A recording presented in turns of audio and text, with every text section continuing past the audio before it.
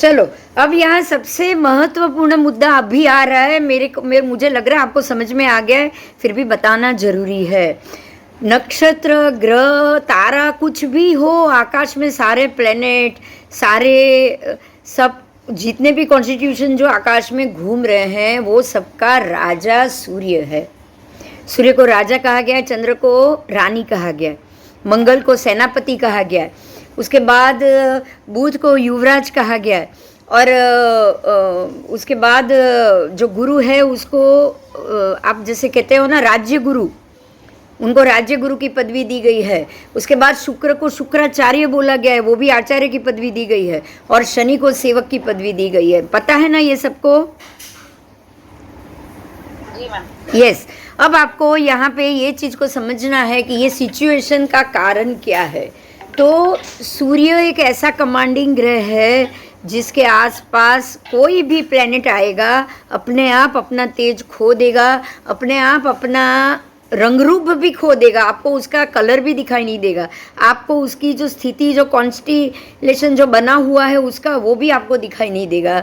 यही बात है कि सूर्य अपने प्रकाश में बाकी सब को खींच लेता है। चंद्र जैसे जैसे उसके कालांश में जा रहा है, मतलब 12-13 डिग्री दूर है चंद्र, सिर्फ 13 डिग्री दूर। तो आपको ये देखना है कि जब वो 13 डिग्री दूर है तो एक ही दिन दूर हुआ ना। वैसे तो चंद्र एक दिन में 13 डिग्री घूम लेता है, बराबर?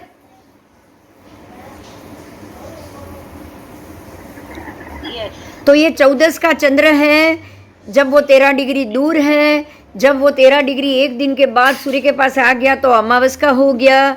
हुआ कि नहीं हुआ? तो ये कालांश का समय था जब चंद्र उसकी गिरफ्त में आ रहा है। अब धीरे धीरे चंद्र बाहर निकल रहा है कालांश से। तो जैसे ही वो अमास खत्म करके एकम में चला जाएगा, चंद्र धीरे धीरे अपना बल वापस प्राप्त करना शुरू कर देगा।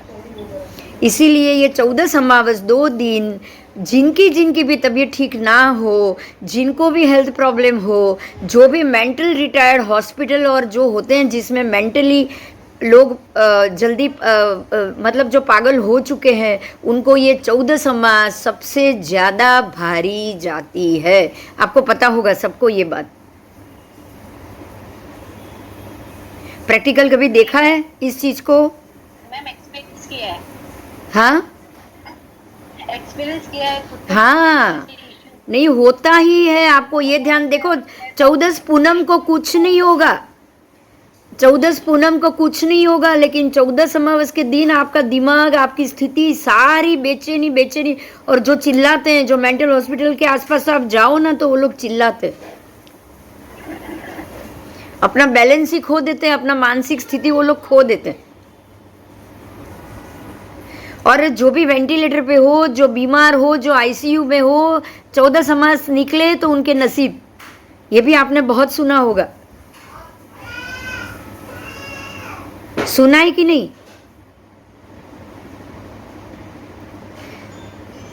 इसका कारण ही ये कालांश है।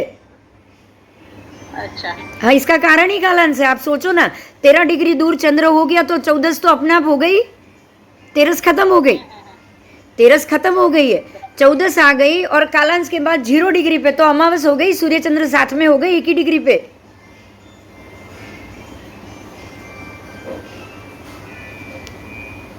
हो गया ना? जी मैम। हाँ, हो गया। तो ये जो प्रोसेस है बराबर 13, आधी 13 से शुरू हो जाएगा, आधी 13 से शुरू हो जाएगा, और आधी 13 फिर 14 पूरी, और फिर अमावस पूरी। क्योंकि जब वो दोनों जब साथ में जंक्शन करेंगे ना, एक ही सेम डिग्री पे हो गए ना, तब परफेक्ट अमावस हो गई, बराबर?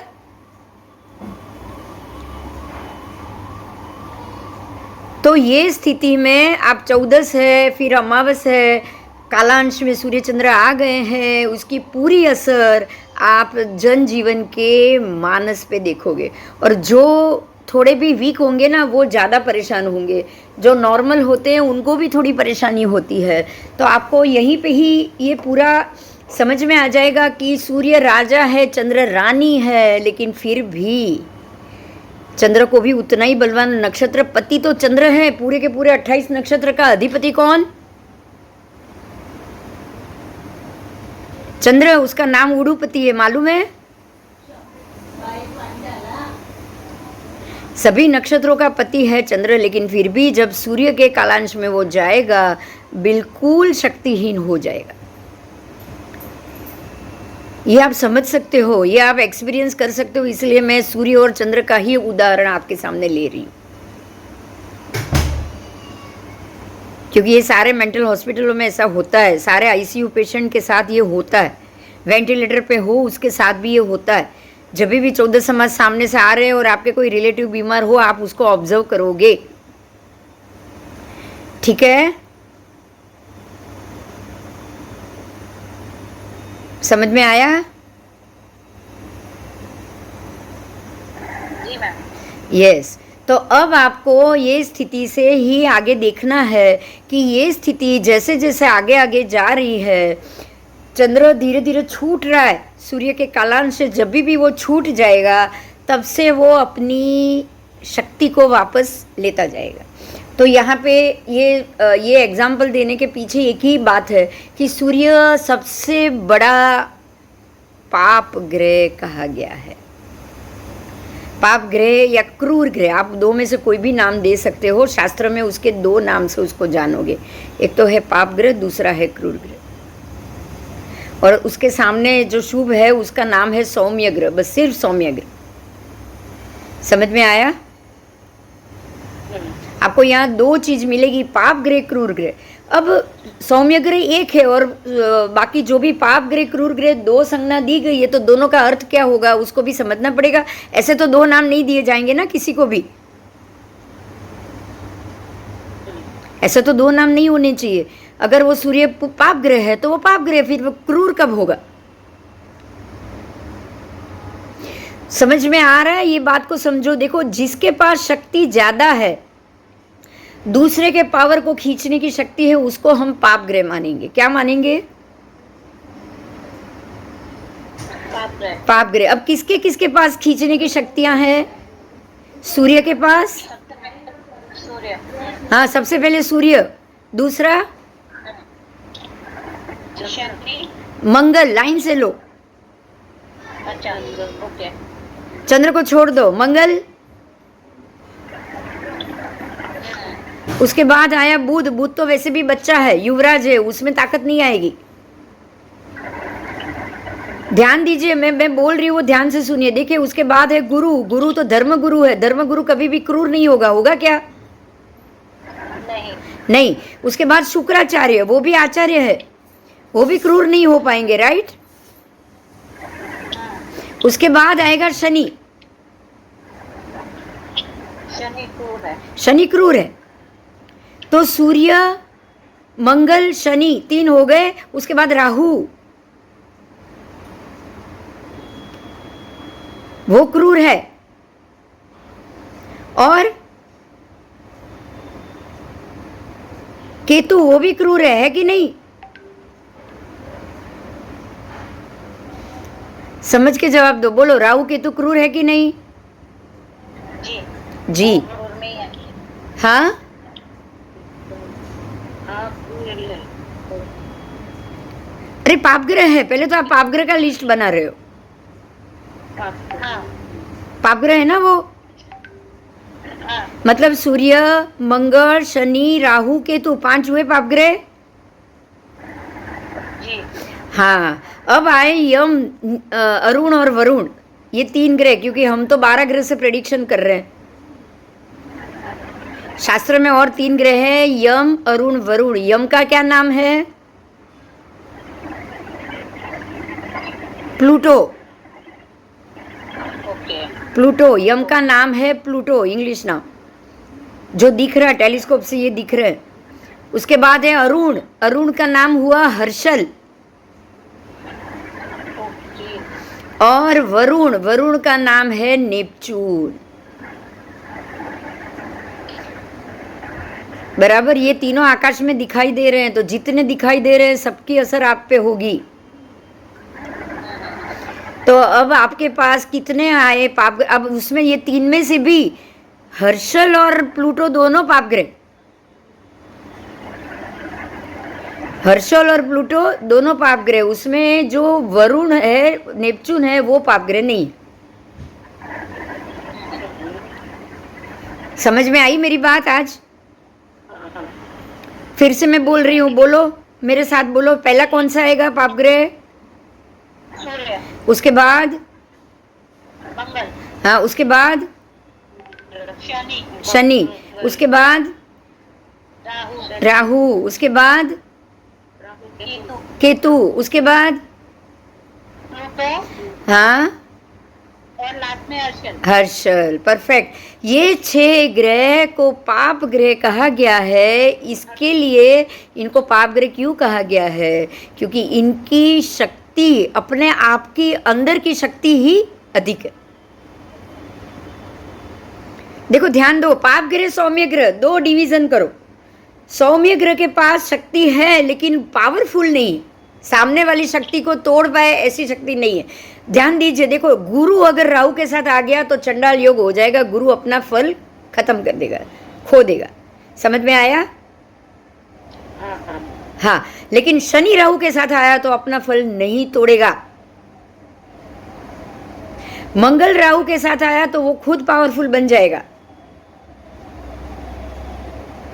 राहु की शक्ति को भी वो ले लेगा। समझ में आ रही है बात? सूर्य अगर राहु या केतु के साथ आ रहा है तो वो भी अपने आप बलवान हो जाए, क्योंकि राहु के साथ उसका फल मिश्रित हो जाएगा। अब राहु खुद भी तो पाप ग्रह है। हाँ हाँ, अब आपको अब इतना समझ में आ गया, पाप ग्रह और सौम्य ग्रह दोनों समझ में आ गया। सौम्य ग्रह वो है जो अपना फल पाप ग्रह को सौंप देते, ये बात क्लियर हो गई?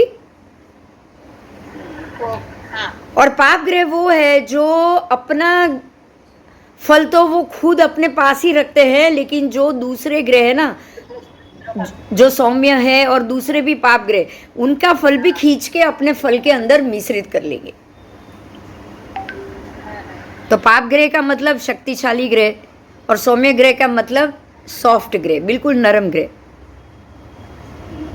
तो सौम्य ग्रह कौन हुए? चंद्र, फिर बुध, फिर गुरु, फिर शुक्र और नेपच्यून।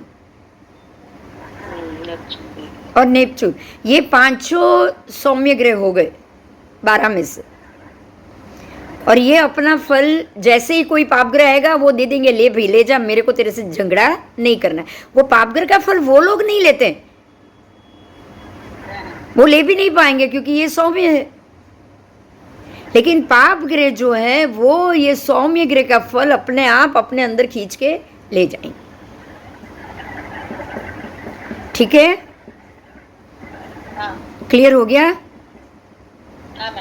यस। अब मैं क्रूर ग्रह की बात कर रही हूं। क्रूर किसको कहोगे?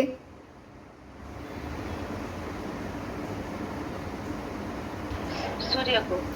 ऐसा ग्रह जो शक्ति को लेने के बाद भी आपको अशुभ फल देगा।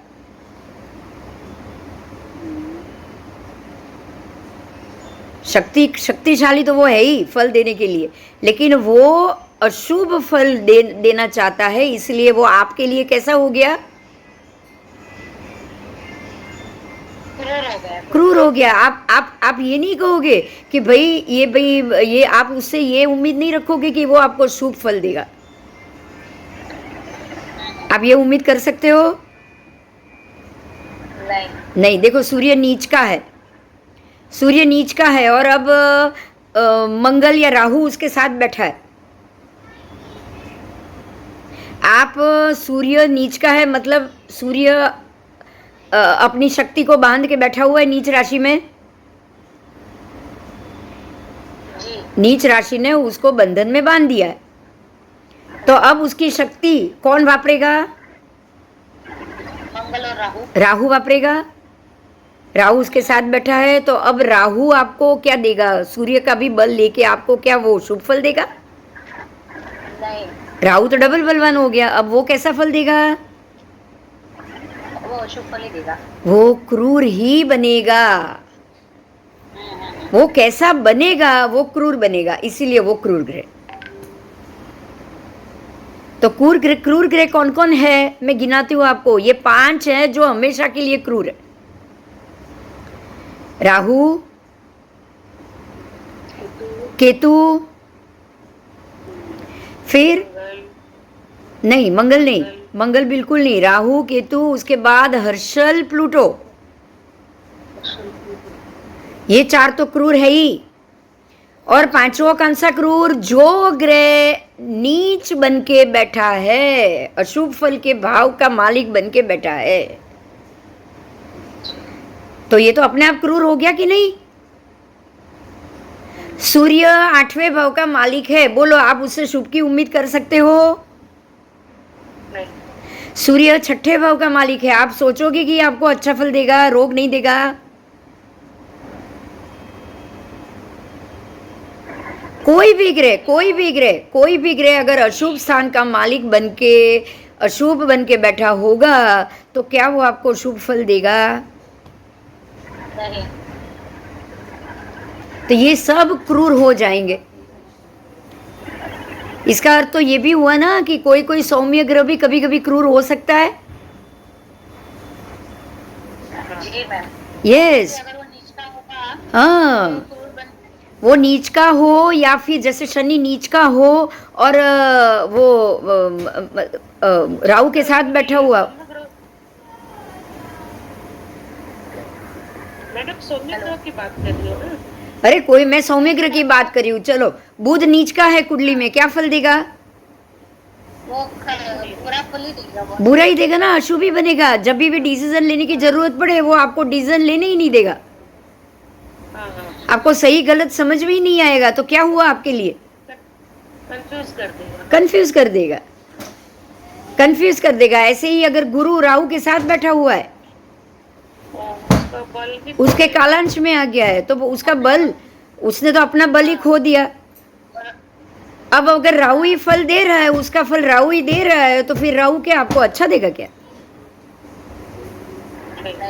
नहीं देगा। वो तो पूरा गुरु का फल भी बिगाड़ के आपके हाथ में आएगा। तो जो ग्रह शुभ हो या पाप हो, शुभ पाप उसकी नॉर्मल क्वालिटी है, लेकिन अशुभ बनना, दोनों में से कोई भी अशुभ बन सकता है। ये बात समझ में आ गई आज? क्रूर, जो अशुभ फल देना चाहता है वो ही क्रूर है, क्योंकि वो ही क्रूर बनेगा तो ही अशुभ दे पाएगा ना। अगर वो क्रूर ही नहीं बना, आपको अशुभ दे पाएगा क्या, बताओ? अगर किसी ग्रह को, मैडम मुझे मैसेज आया है। हेलो बिंदु मैम, 10 मिनट में ना ये मीटिंग एंड हो जाएगी। हाँ, वापस कर देंगे ना, कोई बात नहीं।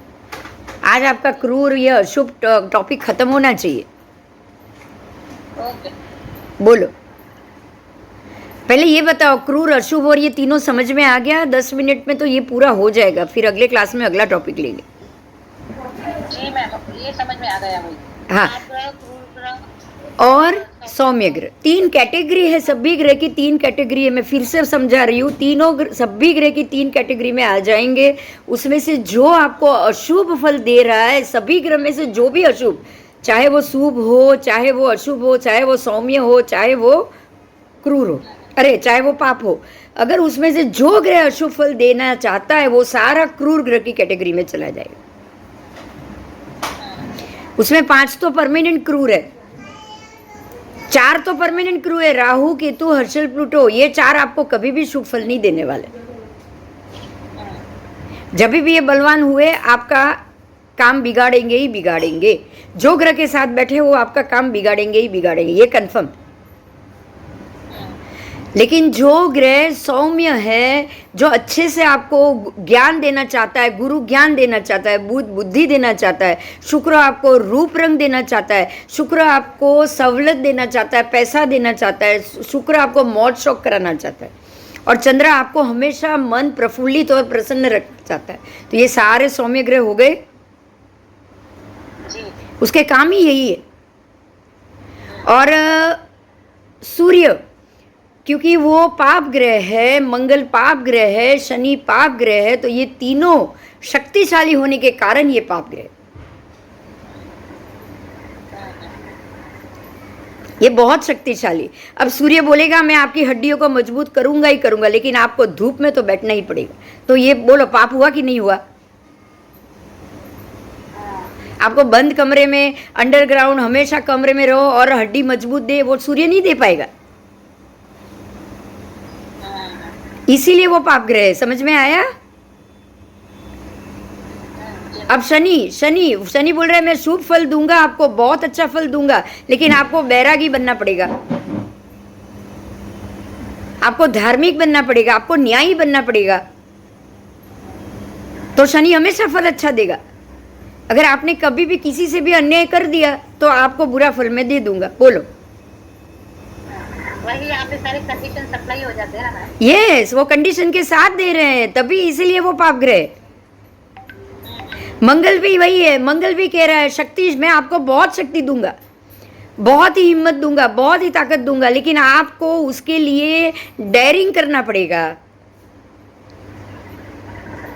साहस करना पड़ेगा। हाँ या ना बोलो। वो बोल रहे हैं आप चलो क्रिकेट में आओ, स्पोर्ट्समैन है ना मंगल, तो आप क्रिकेट में आओ, लेकिन वो जो 110 की स्पीड से जो बॉल आ रहा है उसका सामना करना पड़ेगा, उसके बगैर मैं आपको ताकत नहीं दूंगा। बोलो चलेगा? बराबर। यही बात है। डॉक्टर बोल रहे हैं, मंगल डॉक्टर भी है, सर्जन भी है। डॉक्टर बोल रहा है कि मैं आपको अच्छा कर दूंगा, लेकिन उसके लिए हॉस्पिटल के बेड पे लेटना पड़ेगा, ऑपरेशन थिएटर में मैं चीरा लगाऊं 1 महीने तक, वो स्टिचेस आपके रूझेंगे नहीं, आपको सहन करना पड़ेगा। बोलो चलेगा? बराबर। आसानी से नहीं देते, इसलिए ये पाप ग्रह। हाँ, मंगल बोल रहा है मैं आपको सरहद पे रक्षा करूंगा, लेकिन उसके बदले में अगर मैं आपकी रक्षा ना करूं तो आपको दुश्मन की गोली खानी पड़ेगी। अगर मंगल रक्षा करना छोड़ दे, सैनिक रक्षा करना छोड़ दे, तो दुश्मन के बॉम्ब आएंगे कि नहीं आएंगे? बराबर, राइट। तो फिर उसके लिए गोली चलाना भी सीखना पड़ेगा ना। तो क्रूर हुआ कि नहीं मंगल? और सामने मारना भी पड़ेगा। मारना भी पड़ेगा, बचाना भी पड़ेगा, माफ भी करना पड़ेगा, सजा भी देनी पड़ेगी। तो सभी में क्रूरता है। आप देखो, खाली बुद्धि लगाओ, कोई क्रूरता नहीं है। कोई भी चीज की इच्छा करो, कोई क्रूरता नहीं है। आराम से प्रेम से कर सकते हो। पढ़ाओ किसी को ज्ञान दो, है कोई क्रूरता? बताओ। नहीं। हाँ, तो ग्रह अपनी क्वालिटी से जाने जाएंगे कि ये पाप ग्रह हैं, ये क्रूर ग्रह हैं, ये सौम्य ग्रह। और जब बाद में ये सब मिश्रण होगा, मिश्रित हो जाएंगे, तो अब मिश्रित फल हमको मिलेगा, क्योंकि हर एक ग्रह की अपनी अपनी क्वालिटी वो देगा ही देगा, कंपल्सन है।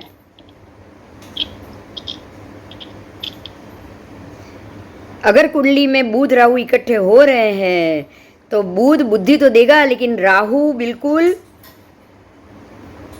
क्रूर बन जाएगा और बोलेगा कि भाई ये मैं दे रहा हूँ आपको, मैं आपको ज्ञान दे रहा हूँ, लेकिन बदले में मुझे ये चाहिए। क्योंकि क्रूर और पाप तो बदला लेगा ही लेगा ना। मतलब वो मैं बुद्धि खराब भी कर सकता है, राइट? मतलब आपको देखो, बुद्धि एक ऐसा गुरु है जो मुफ्त में ज्ञान दे रहा है, और एक ऐसा गुरु है जो पैसे लेके ज्ञान दे रहा है। समझ में आ रही है बात? तो एक है वो सौम्य ग्रह अपने आप अकेला बैठा, इसलिए वो ऐसा काम कर रहा है। और जो दूसरे का गुरु है वो कैसा है? पाप ग्रह के सही थे ना, जिसको डिमांड चाहिए। वो कोई और दूसरे में इसके ग्रहों के साथ युति में बैठे होंगे। हाँ, ताकि वो बेनिफिट ले रहा है। जो बेनिफिट ले रहे हैं वो शक्तिशाली है, तभी तो बेनिफिट ले रहे हैं ना। तो शक्तिशाली ग्रह काम कर रहे कि नहीं उधर? राइट। तो जब भी आपका पाप ग्रह से संबंध हो जाएगा, आप पाप ग्रह की डिमांड उसके अंदर जाएगी ही जाएगी। सूर्य मंगल शनि तीनों पाप ग्रह है, तीनों की डिमांड रहेगी ही रहेगी। शनि बोलेगा अच्छे बनो, न्यायी बनो, नहीं तो जरूर मैं सजा दे दूंगा, समय आएगा तब। कर्म का हिसाब मुझे पक्का करना है, पक्का करना है। सूर्य भी बोल रहा है जाओ धूप में चलो, भटको, नहीं तो मैं बीमार बना दूंगा आपको, आपको मैं बीमारी दे दूंगा। सूर्य यही कहेगा ना? हाँ,